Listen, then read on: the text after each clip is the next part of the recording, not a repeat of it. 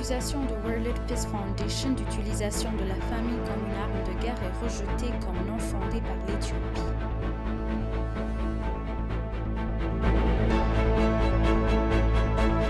Les Éthiopiens dénoncent les médias internationaux dont CNN pour une couverture biaisée de la situation de Tigray.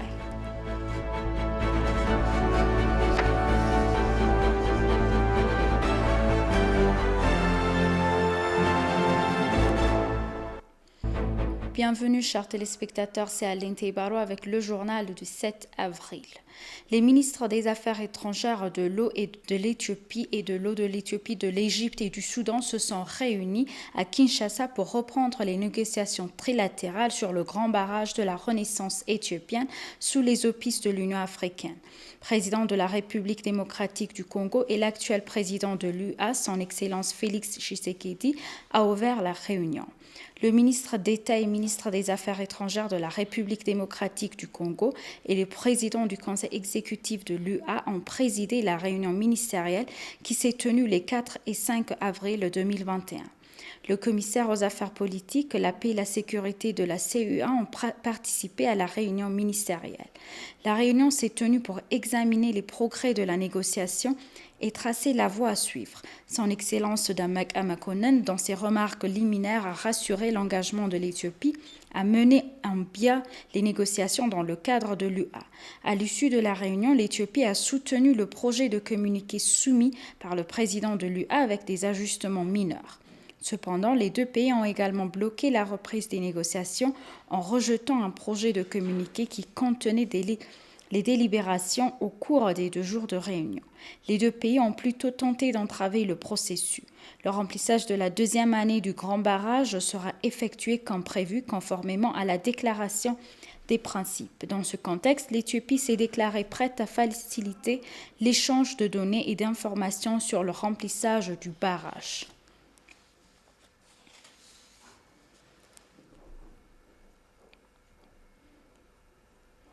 L'ambassade d'Éthiopie au Royaume-Uni, en réponse au rapport du World Peace Foundation Starving Tigray, l'ambassade rejette dans les termes les plus fermés les accusations non fondées de World Peace Foundation selon lesquelles le gouvernement éthiopien affame le peuple du Tigray et utilise la famine comme arme de guerre.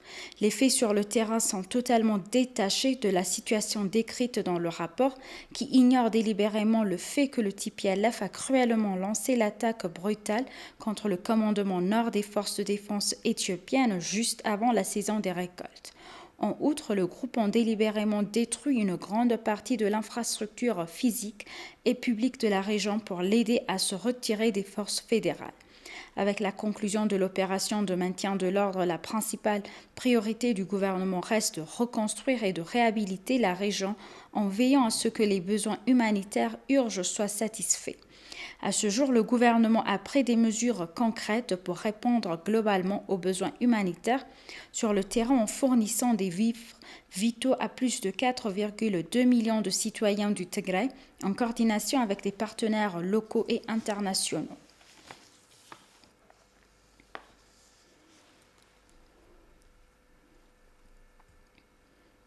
Le Parti de la prospérité et le Parti de la liberté et de l'égalité soulignent la nécessité de donner la priorité à la paix et à la sécurité lors des prochaines élections. Les deux partis affirment également avoir mis au point des politiques et des modes de collaboration alternatifs pour éliminer les problèmes liés à la paix et à la sécurité. Selon le président, le Parti de la liberté et de l'égalité est alarmé par l'insécurité et l'instabilité récentes à travers le pays. Le chef des affaires électorales du Parti de la prospérité, Zadig Abraha, a pour sa part déclaré que la mort et le déplacement d'Éthiopiens sont les principaux problèmes du pays. Selon les partis, le problème de l'instabilité et de l'insécurité entraîne des problèmes politiques et économiques dans tout le pays. Pour atténuer ces problèmes, les deux partis ont adopté des politiques alternatives.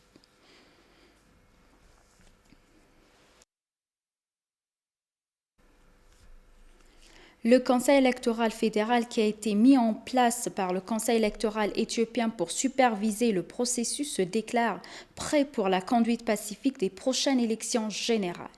Le Conseil indique que les intimidations des candidats de parti ont été observées dans certaines régions du pays qui devraient être corrigées rapidement. Bétaye Sociarit à plus.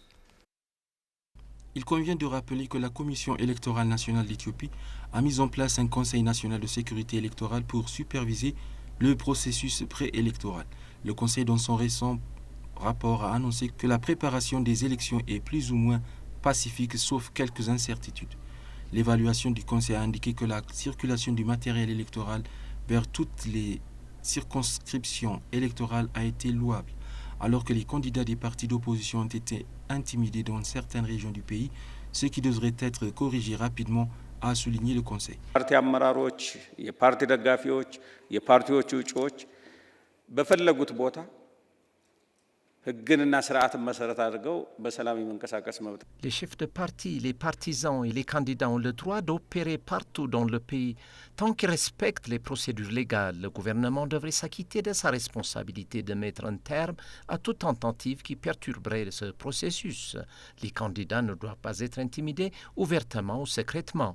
Les participants à la réunion du Conseil ont souligné qu'un certain type de plateforme devait être mis en place pour les partis d'opposition et le titulaire afin de régler les problèmes liés aux élections.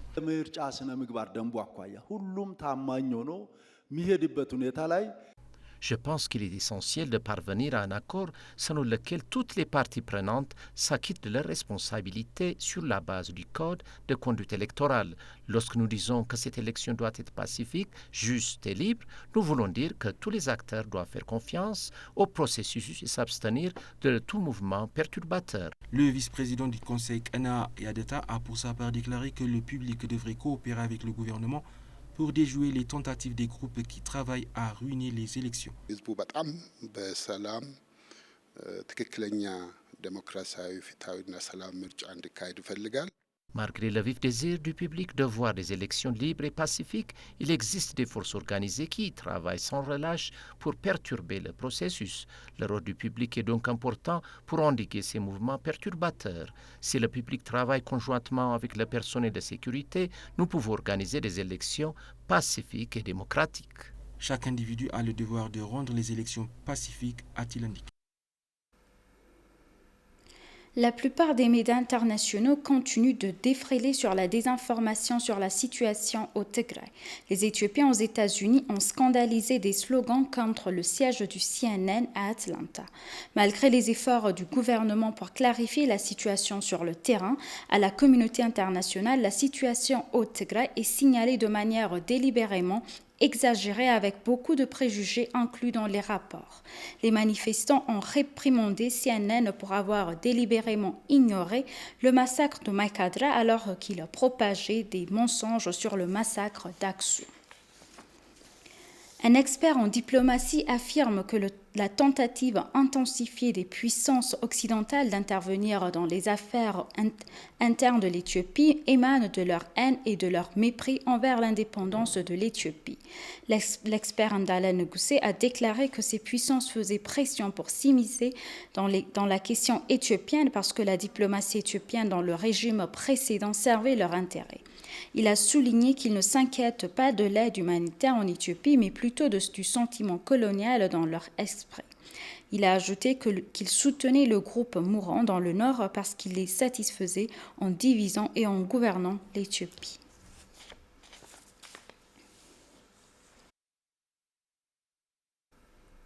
Chers téléspectateurs, nous vous rappelons les titres principaux. L'accusation du World Peace Foundation d'utilisation de la famine comme une arme de guerre est rejetée comme non fondée par l'Éthiopie.